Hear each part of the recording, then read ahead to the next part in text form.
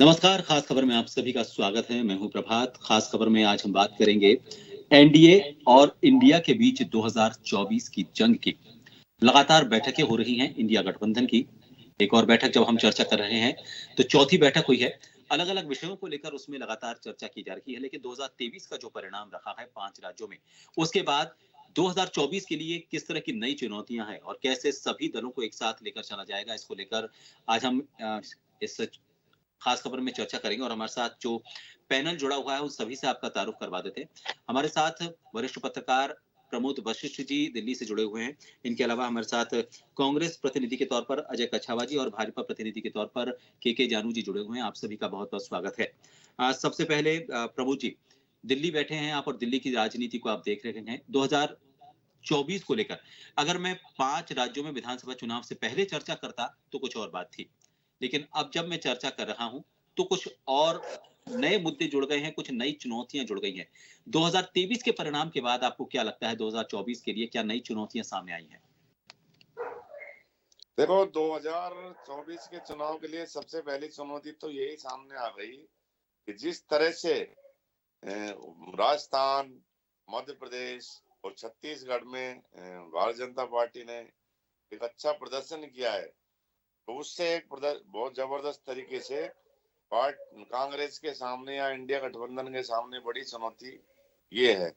एक क्या है, इंडिया गठबंधन जो बना है वो अपना विजन स्पष्ट नहीं कर पा रही।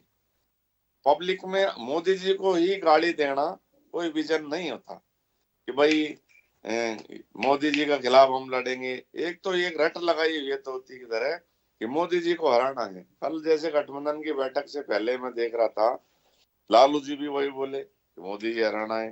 ट्वीट भी यही हो रहा है, मोदी जी हराना है। अखिलेश यादव जी को बोले तो मोदी जी हराना है।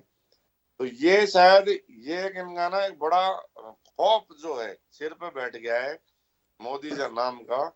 तो इससे स्पष्ट स्थिति पूरी तरह से सामने नहीं आ पा रही है कि क्या गठबंधन मीटिंगों से कोई नहीं होगा। मीटिंग हुई बाद में और मीटिंग के बाद में क्या हो बाद में उसका कोई पता नहीं होता। जैसे मान लो इतनी मीटिंग हुई 2-3 और मध्य प्रदेश में जब बात आई तो अखिलेश यादव जी ने खुल के कांग्रेस को गालियां दी, खुल के कि भाई इन्होंने मेरे साथ धोखा किया है, मुझे 6 सीट आता, कांग्रेस भ्रष्ट ऐसी पार्टी है, धोखेबाजी हुई। तो ये गठबंधन कैसे चलेगा ये स्थिति वहां स्पष्ट हो गई और मोदी जी ने वहां बड़ा तो गेम खेला और यादव इस मुख्यमंत्री बना जातिगत रूप से। नहीं तो चुनौतियां की बात तो बाद में होती है। सबसे पहले तो आपका विजन पब्लिक में जाए कि आप करना क्या चाह रहे हैं, आपका आगे का प्लान क्या है।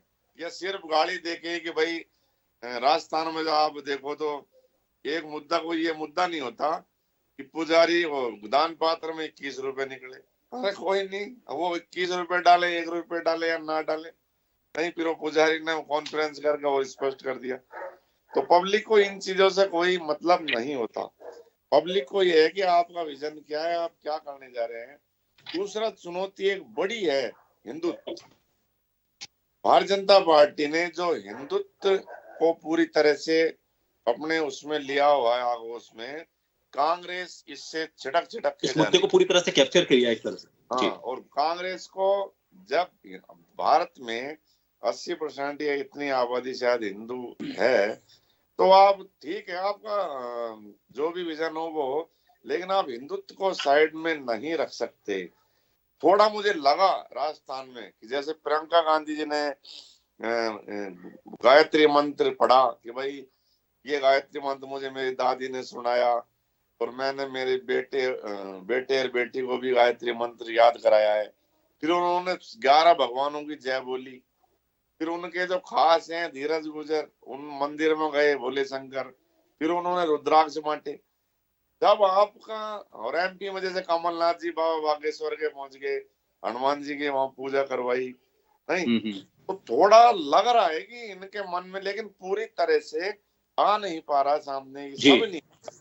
मुझे लगता है कि वक्त के साथ वक्त के साथ अगर देखिए जब भी अगर हम युद्ध की बात करते हैं, इसको अगर हम एक समर समझते हैं चुनाव को, तो सामने वाला किस तरह का दांव चल रहा है, अगर वो ब्रह्मास्त्र चल रहा है तो यहाँ से ब्रह्मास्त्र ही छोड़ना पड़ेगा। अगर वो किसी दूसरी तरह का अस्त्र अस्त्र छोड़ रहा है, शस्त्र छोड़ रहा है, तो स्ट्रेटेजी यही कहती है कि आप उसके मुकाबले उसी तरह का उसका तोड़ निकालें। मुझे लग रहा है जी कि आपने जो कहा ये बात सही है कि वो तोड़ नहीं निकाल पा रहे हैं, वो एक ही चीज है जिसको रेपिटेटिव बोल रहे हैं, और हर बार एक ही कारतूस नहीं चलेगा। चल चुका कारतूस वापस इस्तेमाल नहीं किया जा सकता। आपने सही कहा। अजय जी हमारे साथ जुड़े हुए हैं। अजय जी, फिलहाल इंडिया के लिए देखिए, सबसे पहले भूमिका में कांग्रेस प्रमुख भूमिका में थी इसमें, और चर्चा भी यही थी कि अगर मान लीजिए कोई पीएम फेस भी होगा तो कांग्रेस से किसी बड़े नेता को रखा जाएगा, ये शुरुआत की बात थी। लेकिन अब जो परिणाम रहा है उसके बाद ना सिर्फ 2024 बल्कि अब तो इंडिया गठबंधन को बनाए रखना ये भी बड़ी चुनौती है, क्योंकि सपा से अखिलेश यादव वो अपनी तरफ से एक अलग तरह का बयान दे चुके हैं, बिहार से भी अलग तरह का बयान आ चुका है। तो ऐसे में अब चुनौती आपके लिए डबल हो चुकी है। जी प्रभात जी, देखिए 2024 का जो चुनाव है वो 2014 और 2019 से एकदम भिन्न चुनाव होगा।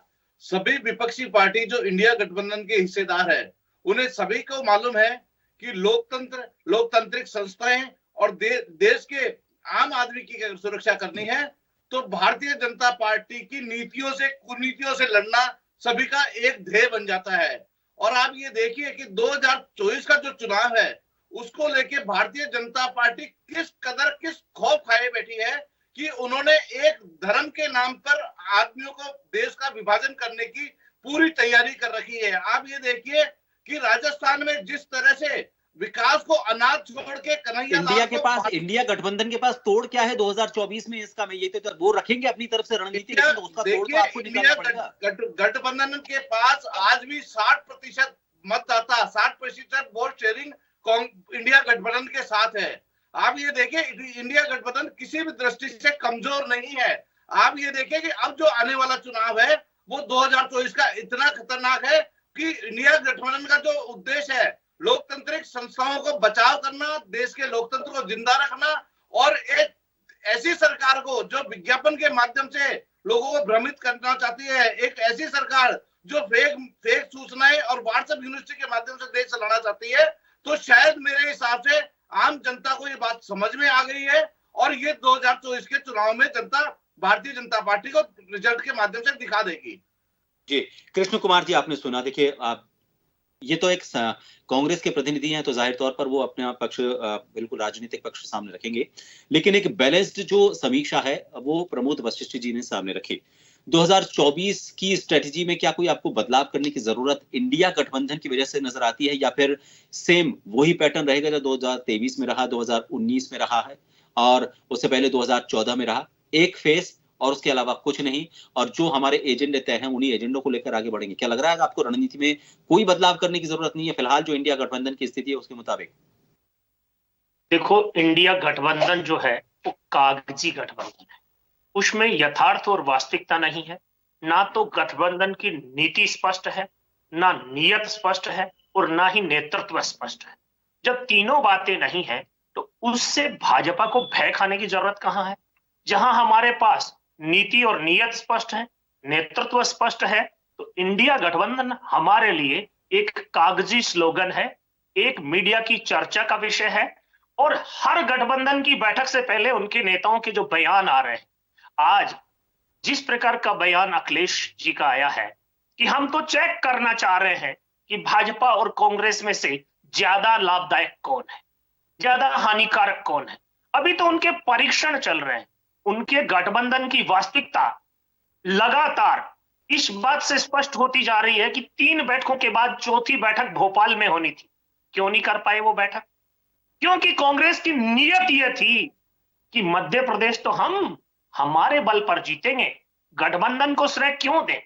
और इस मानसिकता से जब आप चुनाव में जाते हैं या गठबंधन के साथियों के साथ जाते हैं तो परिणाम वही होता है, बैठकें कैंसिल होती हैं, आपसी विश्वास बिगड़ता है। इसलिए भारतीय जनता पार्टी को अपनी रणनीति पर, जिस पर हम काम कर रहे हैं, जो घोषणाओं को लेकर हम आए थे कि हम राम मंदिर बनाएंगे, हम 370 हटाएंगे, समान नागरिक संहिता लाएंगे, इन 3 मुद्दों में से 2 मुद्दे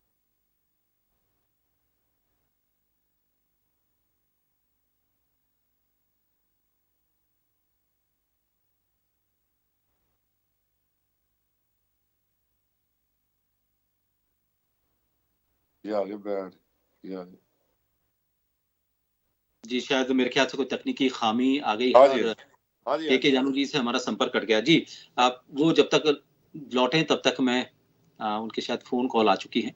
प्रमोद जी आपके पास लौटना चाहेंगे अभी जी हाँ, आप अपनी बात पूरी कर सकते हैं, आप जुड़ चुके हैं वापस। जी कृष्ण कुमार जी आप वापस जुड़ चुके हैं।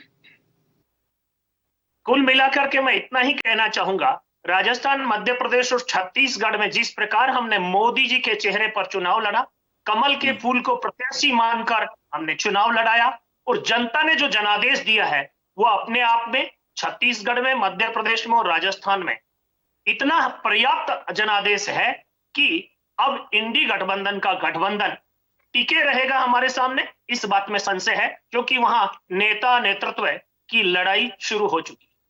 जी प्रभु जी, एक साझा राय बनना ये बहुत जरूरी है इंडिया गठबंधन में। अगर बिखराव अगर हो रहा है, जो अखिलेश के बयान सामने आए थे और इन बयानों को लेकर यही कहा जा रहा है कि वो अभी देख रहे हैं, यानी कि मौका परस्ती वाला एक कंडीशन बन चुका है कि कौन जीतेगा कौन हारेगा, अगर जीते हुए यानी बहती हुई गंगा के साथ आगे निकल जाना। तो आपको नहीं लगता कि एक अंदरूनी चुनौती अभी यही है, सीट शेयरिंग, जिसको लेकर आज भी चर्चा हो रही है? और उससे पहले पीएम का फेस कौन होगा, अगर उसको पहले वो नहीं रखते हैं, बाद में रखते हैं, लेकिन उससे पहले अंदरूनी चर्चा तो कोई ना कोई करनी पड़ेगी। और इसके अलावा फिर 2000 संयोजक कौन बनेगा, इसको मतलब कई चुनौतियां अभी अंदरूनी तौर पर हैं।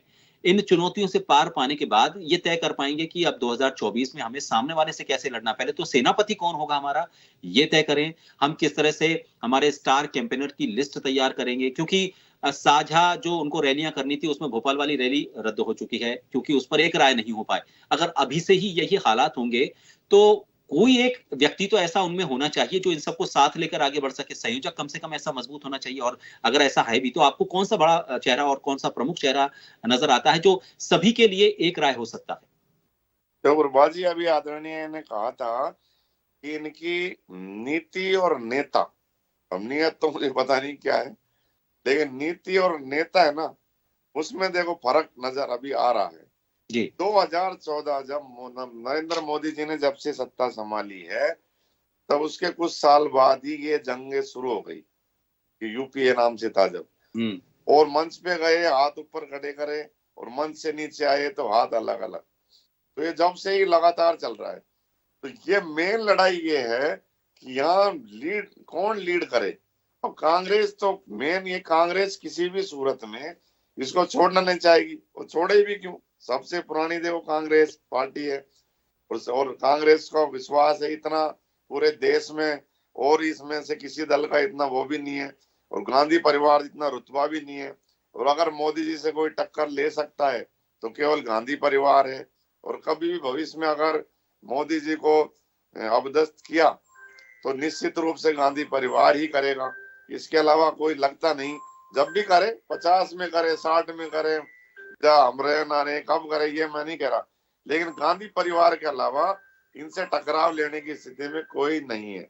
अभी भी आप देखें, जैसे सोनिया गांधी मीटिंग में जाती हैं तो सारे इनको खड़ा हो गए, वो मतलब उनको इस तरह से, मेरा एगोसित सी नेता वो है ही, और कांग्रेस ये नेता पद भी छोड़ेगी नहीं। और जब तक इंडिया गठबंधन का नेता का चयन नहीं होगा कि किसके नेतृत्व में ये हो, और जब तक राज्यों में नहीं होगा कि भाई इस राज्य में हम तालमेल करेंगे, इस राज्य में हम तालमेल नहीं करेंगे। अब तो समझ में आना चाहिए कि राजस्थान में जो कांग्रेस चिल्ला रही थी कि भाई ये हिंदुत्व कर रहे हैं, पब्लिक जिसको तय कर दी उसमें अब कांग्रेस क्या करेगी। जब पब्लिक भारतीय जनता पार्टी के साथ है तो कांग्रेस को ये मानना चाहिए कि भाई जो मोदी ने बोला वो पब्लिक ने माना है इतने ना, और उनकी जो जीता वही सिकंदर, तो उस बात को नहीं मान रहे। तो ये जो थोड़ी वो है कि पब्लिक का रुख क्या है, वो सर्वे करके, जैसे आज कमेटी तो बनी है लोकसभा चुनाव को लेकर, चलो ये तो करा है, लेकिन भारतीय जनता पार्टी में आप देखिए जिस दिन जीत हुई, जिस दिन रिजल्ट आया, उसके अगले दिन ही मीटिंग हो गई लोकसभा चुनाव को लेकर तैयारी की। और अब शायद 22 या 23 को बड़ी मीटिंग है दिल्ली में, 22 या 23 को, 21 को शायद कांग्रेस की है, CWC की। तो ये नीति और स्पष्ट करके, तो जो भारतीय जनता पार्टी नया फ्लेवर ला रही है हिंदुत्व पर। आप ये देखिए, पहले हिंदुत्व हिंदुत्व करते थे, अब उन नया सनातन धर्म, वो सनातन शब्द ले आए हैं। तो ये इसका मतलब इसका फायदा मिल रहा है। कांग्रेस इस मुद्दे पर क्यों नहीं गहराई में जाती कि भाई इस मुद्दे पे हम कैसे इसमें एंटर करें, क्योंकि कांग्रेस का ये थोड़ी कि भारतीय जनता पार्टी का ही ये अधिकार है कि मैं हनुमान जी की पूजा करूं या भगवान राम की पूजा करूं। कांग्रेस भी पूजा कर सकती है। पहले जो राम का, पर उन्होंने जो पिछली गलतियां करी है उनको खत्म करें कि राम का वो नहीं, अस्तित्व नहीं है, कोर्ट में कभी क्या कभी क्या।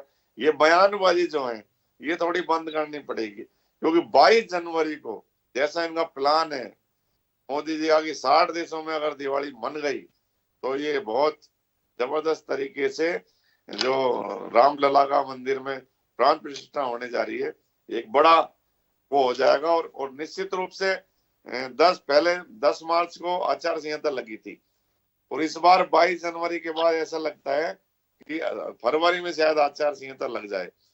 जब 3 स्टेट इस मुद्दे में जीत गई तो अब इनको ये वो नहीं है कि ये माहौल बिगाड़ रहे हैं, अरे तुम माहौल बिगाड़ रहे में लग रहे हो, स्टेट जीते जा रहे हैं आपके। माहौल बिगाड़, आप उसकी काट नहीं ढूंढ रहे, आप सिर्फ उस पर प्रहार कर रहे हैं, ये देश को बर्बाद कर देंगे, हिंदुत्व बर्बाद कर देंगे।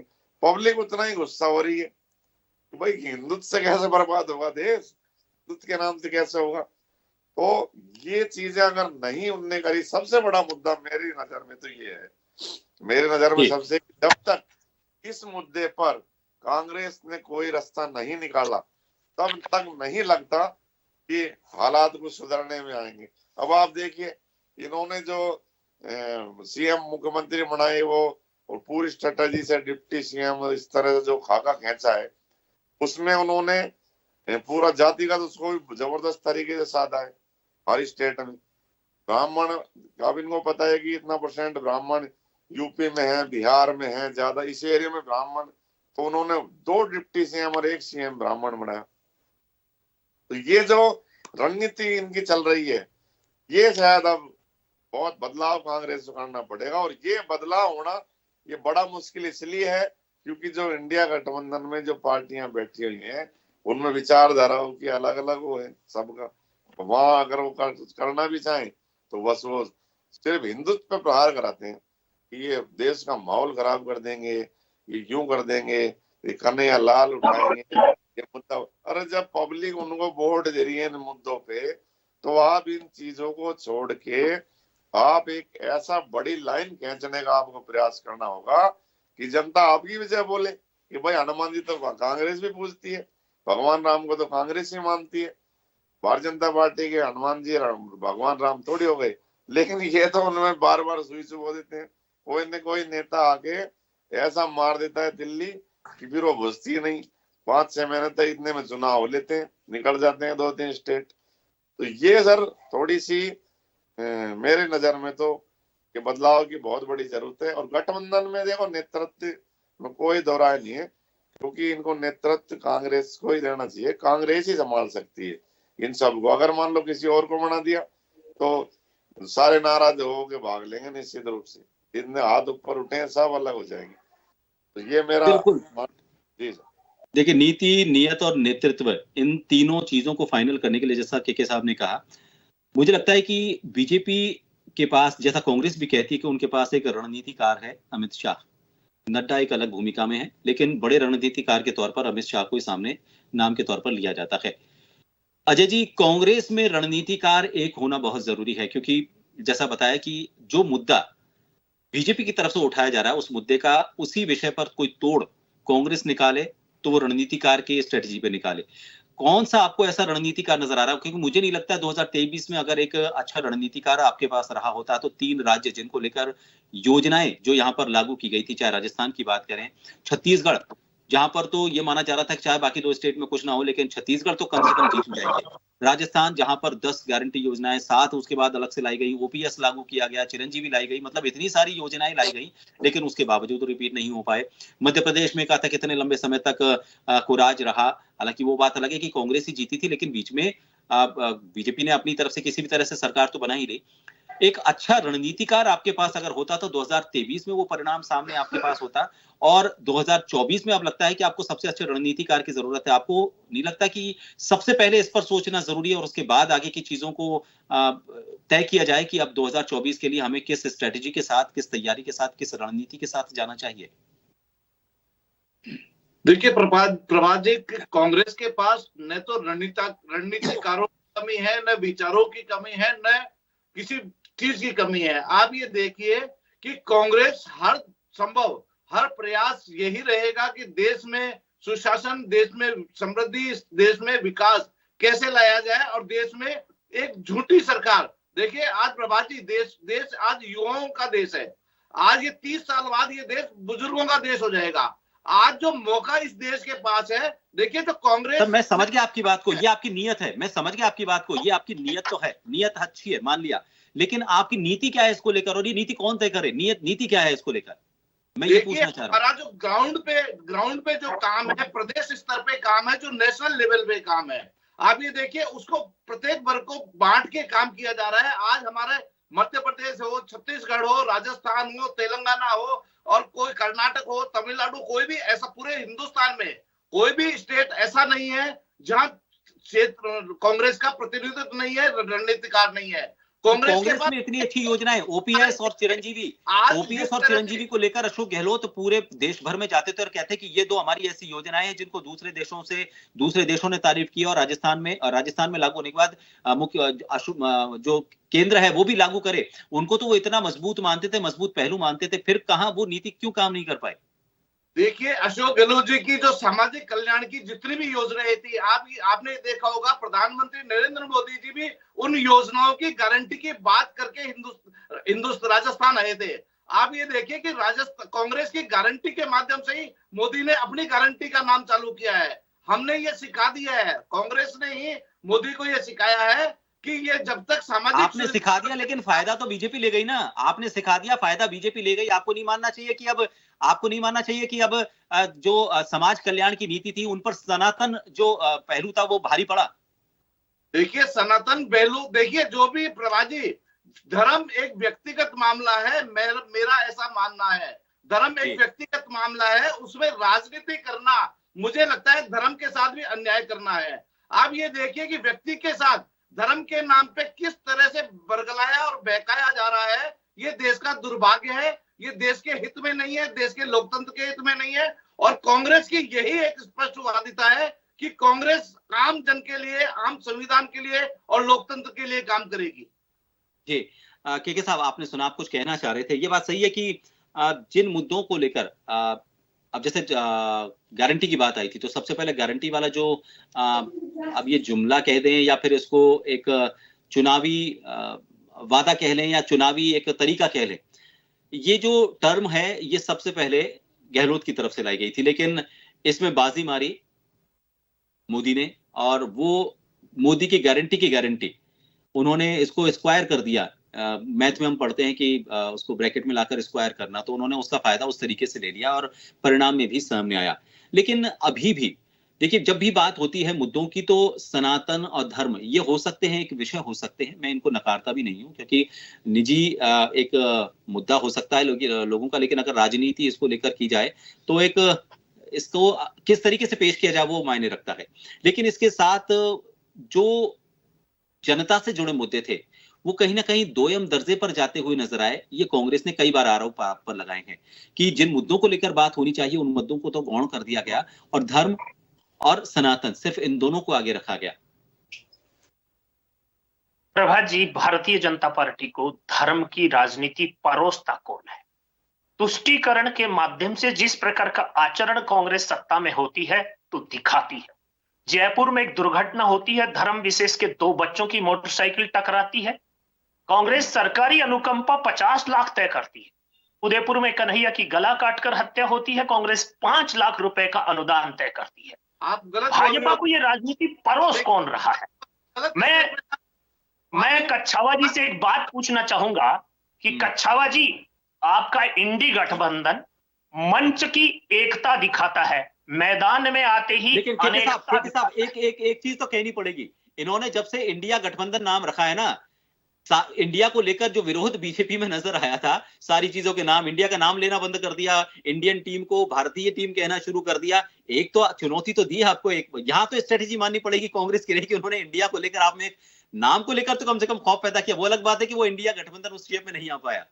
प्रभात जी, मैं एक बात स्पष्ट करना चाहता हूं। भारतीय जनता पार्टी की राजनीति दल से ज्यादा देश को समर्पित है, और कांग्रेस की राजनीति देश गया भाड़ में। कम्युनिस्ट पार्टी के साथ राहुल गांधी जी ने समझौता किया, क्यों नहीं कर रहे सार्वजनिक? कौन से गुप्त डॉक्यूमेंट है? अगर देश की राजनीति करते हैं तो लाए ना सामने। कुल मिलाकर कांग्रेस अपने दल के लिए सारी राजनीति कर रही है, और अभी भी कांग्रेस ने चंदा मांगने के लिए देश के लिए चंदा मांगा है, पार्टी के लिए नहीं मांगा। कांग्रेस के पास विकल्प खत्म हो गए हैं, नेतृत्व में विश्वास खत्म हो गया है, और जनता को बरगलाने के लिए ठगबंधन बना रहे हैं, गठबंधन नहीं है। ठगबंधन इसलिए है कि कौन सा बड़ा ठग है वही ठगेगा। समय कम है, आपके सवालों का जवाब ले लेता हूं। आपने अजय जी से सवाल किया था। अजय जी, समय कम है, 1 मिनट में आपका जवाब चाहूंगा। देखिए, जिस तरह से इलेक्टोरल बोर्ड के माध्यम से व्यवसायियों को धमकाया जा रहा है, ईडी और इनकम टैक्स के माध्यम से व्यवसायियों को और उद्योगपतियों को धमकाया जा रहा है। आप ये देखिए कि आज इलेक्टोरल बोर्ड का 99% पैसा भारतीय जनता पार्टी को क्यों मिल रहा है। आप ये देखिए कि दुनिया में ये तो सीक्रेट विषय आपको पता कैसे चला? आ गई इन 9 सालों के अंदर एक व्यक्ति पूरे देश की संपदा का मालिक बन गया। आज 90% लोगों की संपत्ति मात्र 1% है, और 1% लोगों के पास 99% संपदा है। ऐसी देश में ऐसी अराजकता और ऐसी विषमता कभी भी नहीं देखने को मिली है। आप ये देखिए, आज जिस तरह से सोशल मीडिया और जिस तरह से गोदी मीडिया का माध्यम से बात की जा रही है, आप ये देखिए सीईसी का चयन किस तरह से हो रहा है।